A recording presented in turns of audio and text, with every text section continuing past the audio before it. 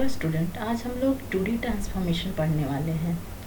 Transformation का मतलब होता है किसी भी ऑब्जेक्ट के ओरिएंटेशन, साइज एंड शेप में चेंजेज लाना। इसको हम लोग 2D ट्रांसफॉर्मेशन इसलिए बोल रहे हैं कि ये जो चेंजेज है हम लोग उसको एक्स एक्सिस और वाई एक्सिस में ही देखने वाले हैं। ठीक है, तो 3 बेसिक ट्रांसफॉर्मेशन होता है: ट्रांसलेशन, रोटेशन एंड स्केलिंग। तो देखते हैं बारी बारी से कि क्या है क्या। पहला है ट्रांसलेशन। ट्रांसलेशन का मतलब होता है when we change the position of an object. यहाँ पे और लिखा है, मैं इसे एंड बना देती हूँ। Position of an object. ठीक है, सपोज कि यहाँ पे एक पॉइंट है P, उसको हम लोग शिफ्ट कर दिए T से, और उसका जो नया पोजीशन है वो है P डैश। जो इनिशियल पोजीशन था उसका कोऑर्डिनेट XY था, जो न्यू पोजीशन है उसका कोऑर्डिनेट X डैश और Y डैश है। सपोज कि ये जो शिफ्टिंग हुआ है ये एक ट्रांसफॉर्मेशन फैक्टर T से हुआ है। ठीक है, तो हम लोग लिख सकते हैं कि X dash equals to X plus TX। TX क्यों? बिकॉज ये जो चेंजेज है, ये जो शिफ्टिंग है वो X डायरेक्शन में हुआ है, इसलिए हम लोग इसको लिख रहे हैं TX। उसी तरह वाई डैश को लिख सकते हैं, y dash equals to x plus t i. यहाँ पे टी वाई होना चाहिए, मैं इसे टी वाई बना देती हूँ। ठीक है, तो वाई डैश इक्वल्स टू क्या हो गया? Y plus t y. अब हम लोग देखते हैं कि इसको कैसे मैट्रिक्स के फॉर्म में लिखेंगे।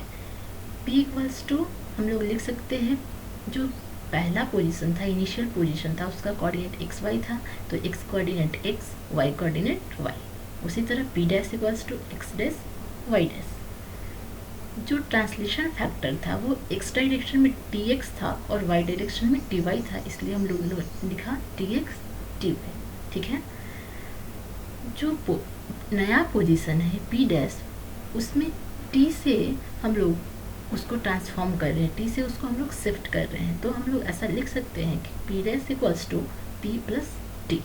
ठीक है, तो मैट्रिक्स के फॉर्म में लिखेंगे कंबाइंड इसको, तो क्या होगा?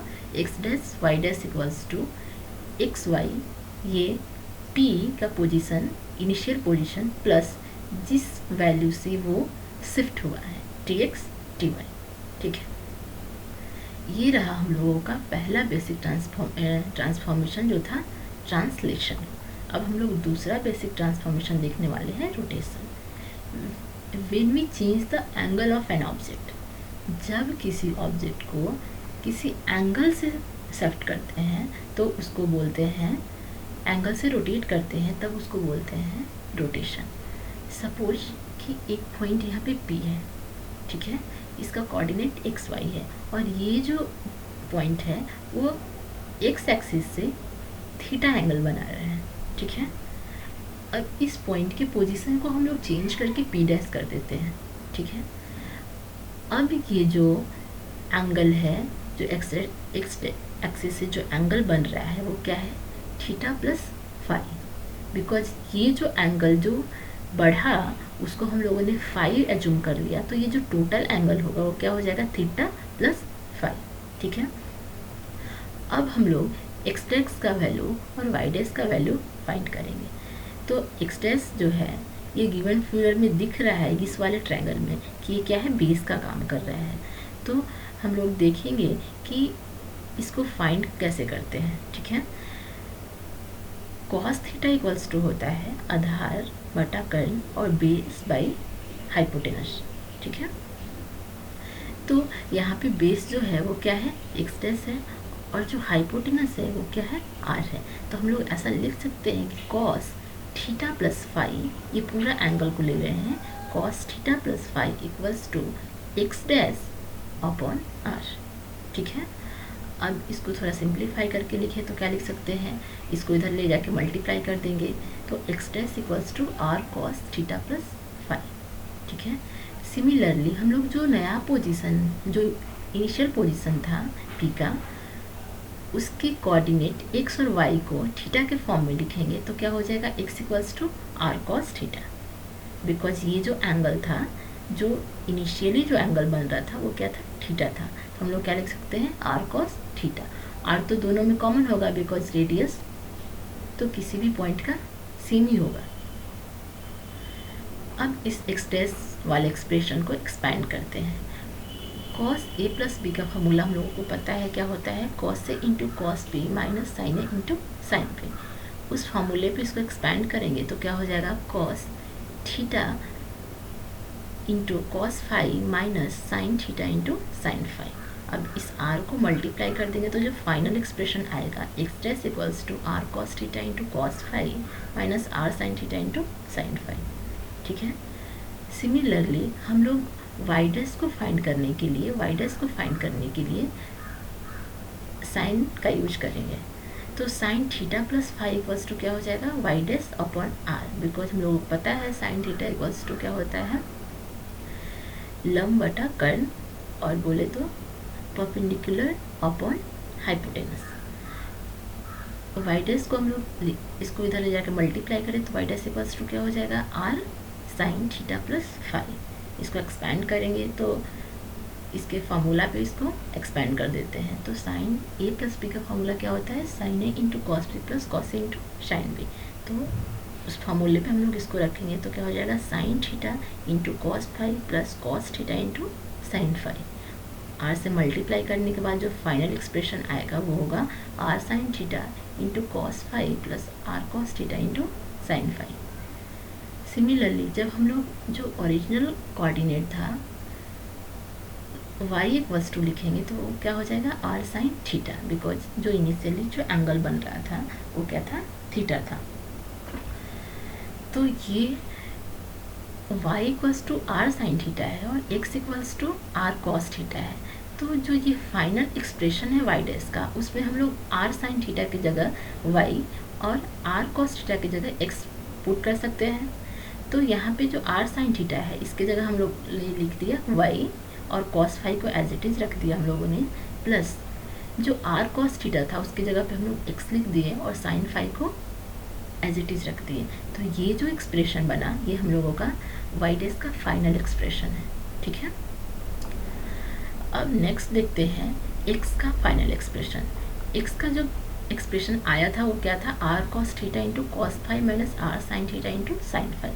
अब आर कॉस थीटा की जगह हम लोग एक्स पुट कर देंगे और आर साइन थीटा की जगह हम लोग वाई पुट कर देंगे। तो क्या हो जाएगा final expression, x dash equals to x cos theta minus y sine theta. ठीक है। इसको हम लोग पी एंड आर के टर्म में लिखे तो पी डैश जो नया पोजिशन था उसको हम लोग लिख सकते हैं आर इंटू पी। ये जो था ये रोटेशन फैक्टर है, आर क्या है, रोटेशन फैक्टर है। तो p dash equals to r into p. इसको मैट्रिक्स के फॉर्म में लिखे तो पी डैश हम लोगों का क्या था, नया पोजीशन जिसका कोऑर्डिनेट था x dash y dash. Rotation factor जो है एक्स के लिए क्या है, एक्स कोऑर्डिनेट में कॉस फाइव और वाई का कोऑर्डिनेट में माइनस साइन फाइव। उसी तरह वाई डैश में जो एक्स कोऑर्डिनेट में था वो क्या है, कॉस फाइव और वाई कोऑर्डिनेट में एक्स कोऑर्डिनेट में जो है वो है साइन फाइव और वाई कोऑर्डिनेट में जो है वो क्या है, कॉस फाइव। तो यहाँ पे हम लोग लिखेंगे साइन फाइव और कॉस फाइव और जो इनिशियल पोजीशन था वो क्या था, एक्स और वाई। तो ये जो हम लोगों का रिप्रेजेंटेशन है नए पोजीशन का मैट्रिक्स के फॉर्म में रिप्रेजेंटेशन। ठीक है। अब तीसरा जो बेसिक ट्रांसफॉर्मेशन है वो है स्केलिंग।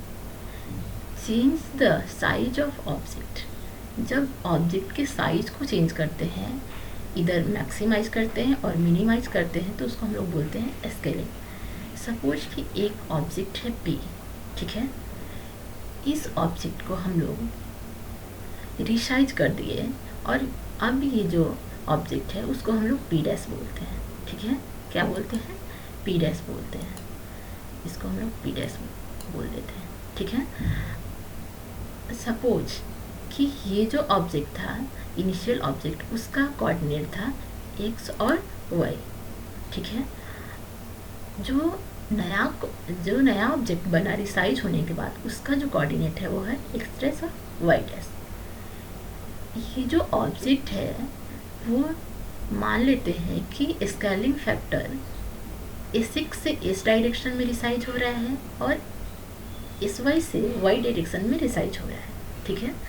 तो इसको हम लोग लिख सकते हैं कि x डैश जो नया पोजीशन है ऑब्जेक्ट का, उसको SX इंटू एक्स, SX क्या है, स्केलिंग फैक्टर है x डायरेक्शन में, और x क्या है, ये इनिशियल पोजीशन है, ठीक है। उसी तरह y डैश इक्वल्स टू लिख सकते हैं SY इंटू वाई।